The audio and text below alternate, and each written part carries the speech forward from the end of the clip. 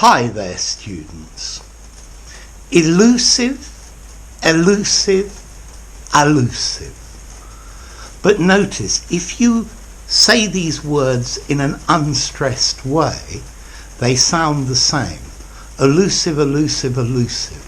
All with a schwa at the beginning. Notice these three words have completely different meanings. So let's look at elusive first with an I. Something that is elusive comes from the word illusion. Something that is deceptive, misleading. It's imaginary. It seems real, or it seems like something it's not. So society projects an elusive idea that we live in a democracy. I think it's an illusion that we live in a democracy. Or maybe the great American dream is elusive. It says that anybody can become president, but to become president you need to be rich, you need to probably be from a certain class of people. So they say it's true, but it's not. It's elusive. A chimera is elusive. Okay? It's an illusion. It's not a real thing. Although maybe it's elusive with an E, it's very difficult to catch, to pin down. Advertising is elusive. It gives us an illusion that things are much better than they really are. Okay, so elusive with an E. Ooh, I forgot to say all of these words are adjectives. So elusive comes from the verb to elude, to evade, to escape capture. So something that is elusive is difficult to catch. It's hard to define. It's very hard to pin down.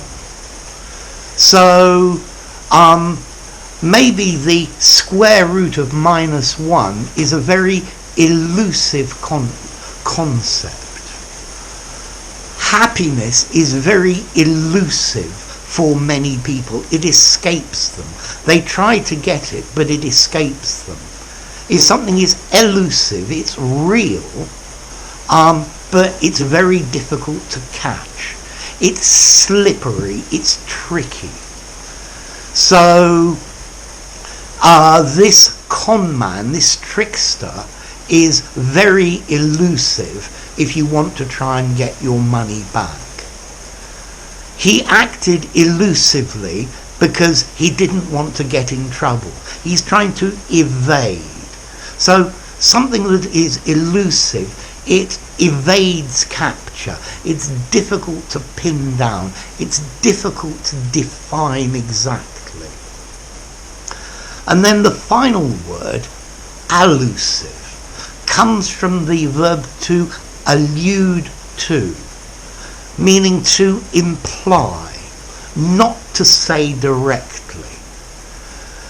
So your words elusively suggest that he is dishonest. They imply he's dishonest, but they don't directly say it. So something that is elusive is suggesting, but not directly saying something. Good poetry uses allusive language. So you can read the words, and then these words make you think of many other things, or they imply, reading between the lines, other ideas. Okay? So this is to do with to allude to. Okay? So elusive, elusive, elusive. Unstressed, they sound the same. Elusive, an illusion. So this is an elusive idea. It's not real. You imagine it's real, but it's not. Then you could have an elusive idea, one that escapes you, is very difficult to pin down. It is real, but you can't catch it. And then allusive, carrying implications, saying between the lines or unsaid things that are suggested by what someone says. Okay, so what about formality? Elusive with an I think this is probably neutral. I think you could use it in an informal conversation and in a formal document.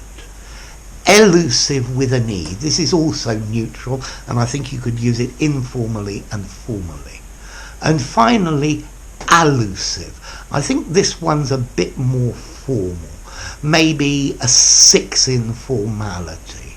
I think in an informal conversation I might say imply or suggest. Allusive more for something semi-formal or a very formal writing. Okay? So, elusive, elusive, elusive. If you enjoyed the video, give it a rating, subscribe to my channel, and I'll see you soon. Bye for now. Illusive, elusive, allusive.